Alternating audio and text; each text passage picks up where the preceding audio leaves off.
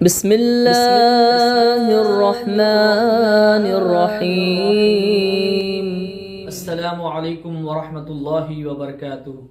अल्लाहुम्मा सल्लि अला मुहम्मदिन व अला आलि मुहम्मद। नाज़रीन सामीन इकराम, दीन इस्लाम के बहुत छोटे छोटे से मसाइल हैं जिसका जानना हर मुसलमान के लिए बहुत ज़रूरी है, लेकिन लोगों को छोटी छोटी सी मालूमात नहीं होती, छोटे छोटे से मसाइल का इल्म नहीं होता। लेकिन हासिल करना चाहिए, सीखना चाहिए, पूछना चाहिए उलमा इकराम से और पूछ कर अपने इल्म में इजाफा करना चाहिए, क्योंकि दीन की मालूमात पूछना भी सवाब है और उसका जवाब देना भी सवाब है। नाजरीन, अब ये छोटा सा मसला है, लोगों को दिखने में ताज्जुब भी लगेगा कि इतनी छोटी सी बात है, लेकिन बहुत सारे लोगों को पता नहीं है। जब ये मैंने अपने स्टूडेंट्स के सामने बयान किया, मेरे शागिर्दों से इसको मैं बयान किया, सुनाया उनको, जो स्कूल्स और कॉलेजेस के बच्चे हैं, और भी आम लोगों को जब मैं सुनाया तो वो लोगों को ये बात नहीं दिखी, वो सोचे कि अभी तक हम इसको सुने ही नहीं। वो बात ये है कि फर्ज अगर हम 4 रकात पढ़ें तो उसके पढ़ने का तरीका क्या है, अगर 4 रकात सुन्नत पढ़ेंगे तो उसके पढ़ने का तरीका क्या है, क्या सेम पढ़ेंगे या अलग अलग तरीका है? कुछ फर्क है इसमें, बिल्कुल फर्क है। 4 रकात फर्ज नमाज पढ़ने का तरीका अलग है और 4 रकात सुन्नत पढ़ने का तरीका अलग है। वो कैसे? आप रकात बांध लेंगे, रकात बांध लेने के बाद अगर आप फर्ज नमाज पढ़ रहे हैं 4 रकात, तो आप पहली रकात में सूरतुल फातिहा के बाद कोई और सूरा पढ़ेंगे जिसको ज़म्मी सूरा कहते हैं। एक रकात आप अपनी मुकम्मल कर लेंगे रुकू सजदा करके। फिर आप फर्ज 4 रकात की आपकी अब दूसरी रकात है, अब उसमें आप क्या करेंगे? सूरतुल फातिहा के बाद फिर कोई और सूरा पढ़ेंगे, ज़म्मी सूरा पढ़ेंगे। फिर उसके बाद आप अपनी दूसरी रकात को पूरा करेंगे, तहियात पढ़ेंगे, फिर उठ जाएंगे, अब तीसरी रकात की तैयारी करेंगे।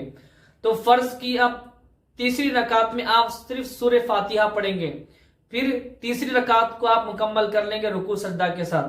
फिर चौथी रकात की तैयारी करेंगे, चौथी रकात में भी सिर्फ आप सूरतुल फातिहा पढ़ेंगे, कोई और सूरा नहीं पढ़ेंगे। फिर आप अपनी 4 रकातों को मुकम्मल कर लेंगे।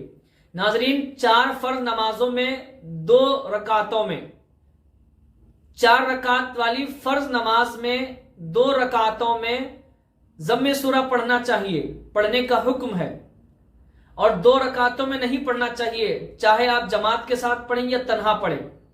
अब बात रही 4 रकात सुन्नत की, तो वो कैसे पढ़ेंगे? आप 4 रकात अगर सुन्नत पढ़ रहे हैं तो पहली रकात में सूरतुल फातिहा पढ़ेंगे, फिर उसके बाद कोई और सूरा पढ़ेंगे जिसको ज़म्मी सूरा कहते हैं।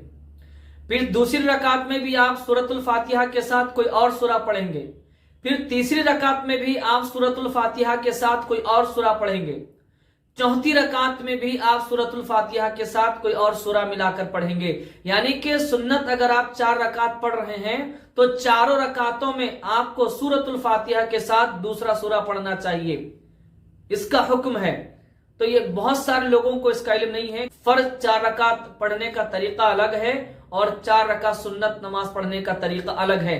फर्ज नमाज में 2 रकातों में ही ज़म्मे सूरा पढ़ा जाएगा, 2 रकातों में नहीं पढ़ा जाएगा, सिर्फ सूरतुल फातिहा पढ़ा जाएगा आखिरी की 2 रकातों में। लेकिन सुन्नत की 4 रकातों में सूरतुल फातिहा के साथ अलग अलग 4 सूरों को पढ़ाया जाएगा, 4 रकातों में सूरे पढ़े जाएंगे सूरतुल फातिहा के साथ। इसको अपने इल्म में रखिए और दूसरों तक पहुंचाइए। अल्लाह तबारक व तआला की बारगाह में दुआ करते हैं कि मौला हम सबको अमल की तौफीक अता फरमाए। आमीन सुम्मा आमीन बिजाहिन नबी सय्यिदिल मुरसलीन तौहा व यासीन। नाजरीन, अल्लामा सैयद शहबाज अली हुसैनी साबरी साहिब के मजीद वीडियोस देखने के लिए, अपनी मालूमात में इजाफा करने के लिए साबरी इस्लामिक रिसर्च को ज़रूर सब्सक्राइब कर लीजिए।